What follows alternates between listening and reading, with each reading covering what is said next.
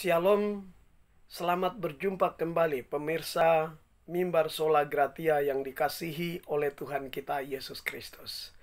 Senang sekali Tuhan bisa beri kita kesempatan yang indah seperti ini. Hari ini kita akan belajar tentang apa arti tinggal di dalam Tuhan Yesus Kristus. Kita berdoa, Tuhan, kami siap belajar firman Tuhan ini. Ajari kami sesuai firman-Mu. Dalam nama Tuhan Yesus kami berdoa. Amin. Pemirsa Mimbar Sola Gratia yang dikasihi oleh Tuhan kita Yesus Kristus. Di dalam Yohanes pasal 15 ayat 1 sampai dengan ayat yang ke-7 telah menjelaskan tentang pokok anggur yang benar. Di dalamnya ada beberapa poin yang luar biasa hebat. Hari ini kita akan belajar dari ayat yang ke-14, dari ayat yang ke-4 dan ayat yang ke-5. Firman Tuhan berkata demikian, "Tinggallah di dalam aku dan aku di dalam kamu. Sama seperti ranting tidak dapat berbuah dari dirinya sendiri, kalau ia tidak tinggal pada pokok anggur, demikian juga kamu tidak berbuah jikalau kamu tidak tinggal di dalam aku. Akulah pokok anggur dan kamulah ranting-rantingnya. Barang siapa tinggal di dalam aku dan aku di dalam dia, ia berbuah banyak, sebab di luar aku kamu tidak dapat berbuat apa-apa." Hari ini kita lihat firman Tuhan yang berkata, "Tinggallah di dalam aku." Apa arti firman Tuhan ini bagi kita? Yang pertama, arti kata tidak tinggal di dalam aku adalah tidak pindah ke lain hati. Tidak pindah ke lain tempat. Posisi orang percaya tetap di dalam Tuhan. Masalah apapun datang dari hati, tetapi hanya berharap dan berdoa pada Tuhan Yesus saja. Mungkin itu datang menyusahkan hati kita, sangat menyiksa hidup kita. Sekalipun demikian, kita tidak pindah kemana-mana, tidak minta bantuan lain, tidak mencari alternatif lain. Cukup hanya Tuhan Yesus saja. Tidak berusaha mencari dengan menggunakan kekuatannya sendiri, tetapi selalu lari kembali berdoa dan berharap pada Tuhan Yesus Kristus saja. Sekalipun telah diberkati dengan materi yang cukup, dengan status sosial yang mungkin dinaikkan oleh Tuhan lebih daripada rata-rata orang di sekitar kita, tetapi hati tidak pergi kepada segala berkat yang kita peroleh. Hati tidak berpaut kepada segala berkat yang kita peroleh, tetapi hati hanya berpaut kepada Tuhan Yesus Kristus saja. Dengan cara misalnya mengklaim bahwa Tuhan Yesus yang membuat saya berhasil. Segala yang saya peroleh, semua berkat ini semuanya dari Tuhan. Karena Tuhan menyertai saya, maka saya bisa meraih berkat-berkat ini di dalam hidup saya. Karena Tuhan melimpahkan kasih setianya kepada saya, maka semuanya ini saya sudah raih. Seperti yang dialami oleh Yusuf. Memang dia dihianati, betapa sakitnya hidup yang dia alami.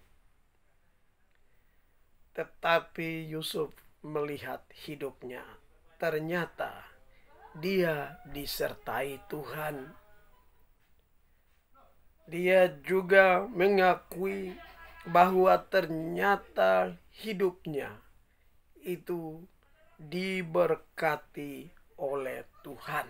Tuhanlah yang membuat hidupnya berhasil. Lalu Yusuf juga melihat bahwa semua keberhasilan yang telah dicapai oleh Yusuf itu ternyata karena Tuhanlah yang melimpahkan kasih setianya. Sehingga hatinya tidak pergi dari Tuhan. Ya. Tidak lari keluar dari Tuhan. Tidak pergi ke lain hati. Tapi hatinya hanya Tuhan. Dia mengakui tidak ada tempat lain lagi. Hati juga tidak lari kepada kekuatan, kepandaian, kepintaran, serta kecakapan sendiri yang membuat berhasil. Hati tidak pernah mengklaim dirinya bahwa ini karena usaha saya. Tidak ada yang bisa samai saya dan sebagainya, saudara. Hati tidak pergi, tidak lari ke lain hati. Luar biasa, saudara. Apa manfaatnya, saudara? Manfaatnya adalah membuat kita hidup berbuah bagi Tuhan. Kita pasti menjauhi kejahatan. Kita pasti tidak mau menajiskan diri kita. Dan kita tidak mau menajiskan nama Tuhan di dalam hidup kita. Hidup tetap menghasilkan buah-buah kebenaran. Sikap dan sifat Kristus terlihat di dalam seluruh hidup kita.